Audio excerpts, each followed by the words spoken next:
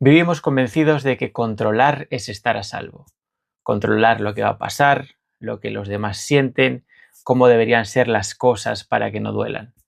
Gran parte de nuestra ansiedad nace de ahí, de esa necesidad constante de anticipar, asegurar y sostener un mundo que por definición no es controlable. Cuanto más incierto se vuelve todo, más nos aferramos a esa ilusión. Para Epícteto, este era uno de los grandes errores humanos. Observó que la mayoría de las personas sufren no por lo que ocurre, sino por insistir en aquello que nunca ha estado bajo su control. Relaciones, resultados, opiniones ajenas, el pasado, el futuro, cosas externas a nosotros, pero a las que entregamos una enorme cantidad de energía mental. Epícteto proponía una idea muy sencilla. Hay cosas que dependen de ti y hay cosas que no. Y confundir unas con otras es una fuente constante de frustración. Dependen de ti tus juicios, tus relaciones, tu actitud frente a lo que sucede. No dependen de ti ni los acontecimientos, ni el comportamiento de los demás, la pérdida, la enfermedad o el reconocimiento externo. Sin embargo, vivimos como si esa distinción no existiera. Desde pequeños aprendemos a creer que si hacemos lo suficiente, si pensamos bien, si anticipamos todos los escenarios, podremos evitar el dolor. La mente no descansa, siempre hay algo que ajustar, algo que prever, algo que temer, y cuanto más intentamos controlar el entorno, más dependientes nos volvemos de él para sentirnos en paz.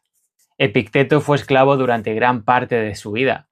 No controlaba ni su cuerpo, ni su tiempo, ni su destino, y aún así él defendía que la libertad no empieza fuera, sino dentro, que una persona puede perderlo todo externamente y seguir siendo libre si conserva el dominio sobre su forma de pensar y responder. Y al revés, esto también ocurre. Alguien puede tenerlo todo y vivir esclavizada por aquello que intenta controlar. El control externo no nos protege del sufrimiento, muchas veces lo amplifica, porque nos coloca en una lucha constante contra la realidad. Y esa lucha no se gana. La realidad siempre acaba imponiéndose. Lo que sí podemos decidir es desde dónde la enfrentamos. Epicteto no proponía resignación ni pasividad, proponía lucidez, ver con claridad qué está en tus manos y qué no, dejar de gastar energía en lo imposible para empezar a fortalecer lo único verdaderamente tuyo, tu criterio, tu carácter, tu respuesta ante lo que ocurre. Ahí empieza, según él, una libertad que no depende de las circunstancias. Después de aceptar que no todo depende de nosotros, aparece una resistencia más sutil. No queremos controlar por poder, sino por miedo. Creemos que si logramos anticiparlo todo, si lo tenemos todo bajo control, estaremos a salvo. Y esa creencia se ha convertido en una de las grandes trampas de nuestro tiempo. Vivimos intentando asegurar la vida, asegurar relaciones, asegurar trabajos, decisiones, emociones. Queremos garantías antes de movernos. Queremos saber cómo va a terminar algo antes de empezarlo. Y cuando no las tenemos, aparece la ansiedad porque nuestra mente exige una certeza que la vida no puede ofrecer. Epicteto entendía que controlar para sentirnos seguros nos vuelve psicológicamente frágiles, porque la seguridad que buscamos fuera nunca es estable. Depende de variables que cambian, de personas que no controlamos, de circunstancias que pueden romperse en cualquier momento. Y cuando basamos nuestra calma en eso, vivimos en una tensión constante. El problema no es querer estabilidad, el problema es buscarla donde no puede existir. Cuando intentamos controlar lo externo para sentirnos bien por dentro, invertimos el orden natural de las cosas. Nuestra paz queda supeditada a que todo salga como esperamos, y eso nos convierte en esclavos del resultado. Para Epicteto es muy importante la fortaleza interior, tener una mente capaz de atravesar los problemas sin romperse. Para él, la verdadera seguridad no estaba en evitar el golpe, sino en saber que puedes sostenerlo cuando llegue. Cuanto más intentamos controlar, menos tolerancia tenemos a la frustración. Cualquier imprevisto se vive como una amenaza, cualquier cambio como un fallo. Y así, sin darnos cuenta, nos volvemos más rígidos, más ansiosos, menos capaces de adaptarnos. El control, lejos de protegernos, nos vuelve vulnerables. Epicteto proponía revertir la lógica, dejar de exigirle a la vida que sea predecible y empezar a trabajar en una mente que no dependa de que lo sea, ya que esto evitará el sufrimiento que nace de resistirse a lo inevitable. Tal vez la seguridad que buscamos no está en que todo vaya bien, sino en confiar en que sabremos responder incluso cuando no vaya como esperamos. Y eso no se consigue controlando más, sino fortaleciendo el único lugar donde sí tenemos margen de acción, nuestra manera de pensar, de elegir y de actuar frente a lo que nos ocurre. Cuando la vida no responde como esperamos y la sensación de control se rompe, aparece una postura muy común, la de la víctima. A veces aparece con un no puedo hacer nada, un es lo que hay o un con todo lo que me ha tocado vivir. Para Epicteto esta actitud no era una consecuencia inevitable del dolor, sino una forma de huir de responsabilidad interior.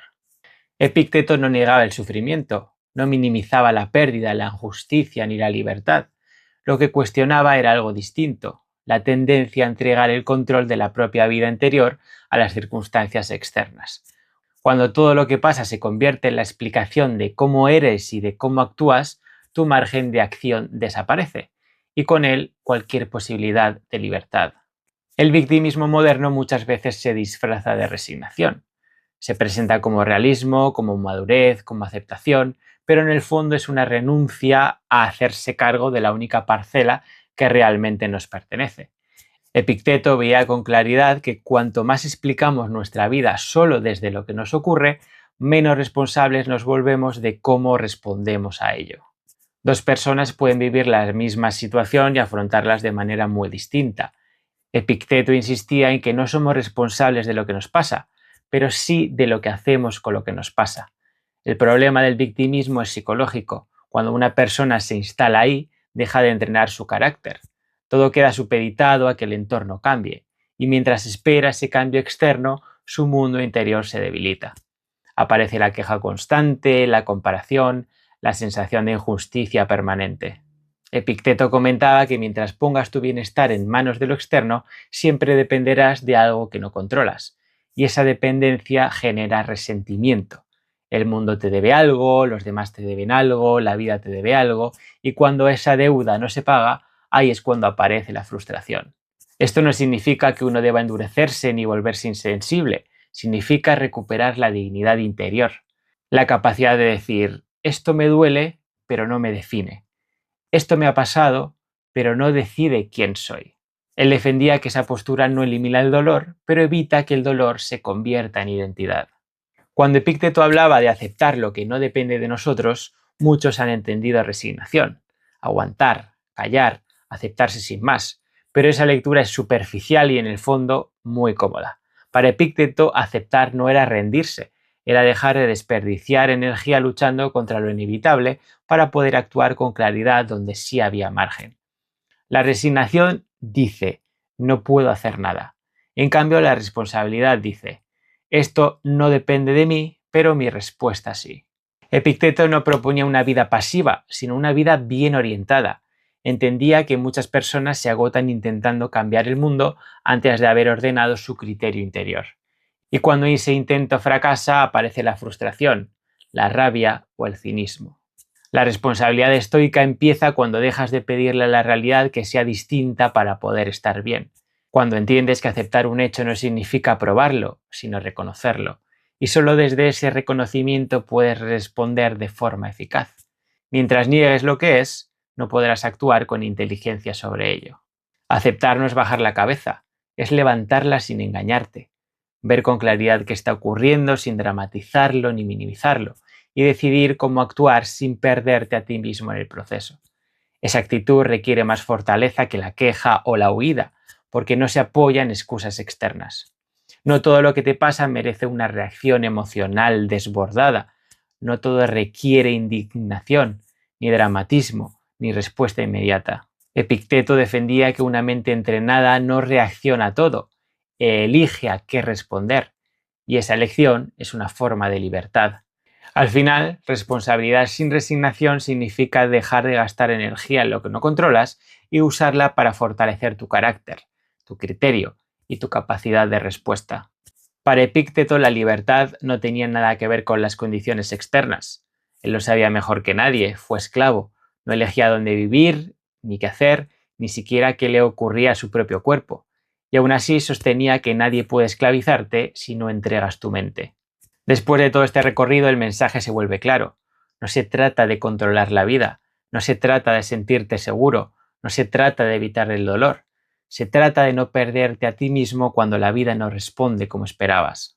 Epicteto no proponía calma constante ni felicidad garantizada, prometía dignidad, la posibilidad de atravesar lo que te toque sin traicionarte a ti mismo, de no convertir cada golpe en una excusa para rendirte, de no convertir cada dificultad en una identidad. La libertad estoica es carácter, es saber que pueden quitarte cosas, pero no tu criterio, que pueden sacudir tus planes, pero no tu responsabilidad interior, que pueden herirte, pero no decidir quién eres. Y esa forma de libertad no depende del mundo, depende de ti.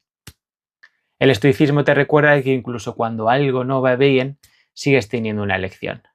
No elegir lo que ocurre, sino elegir cómo respondes. No controlar el resultado, sino cuidar tu posición interior. No vivir a la defensiva, sino desde la firmeza.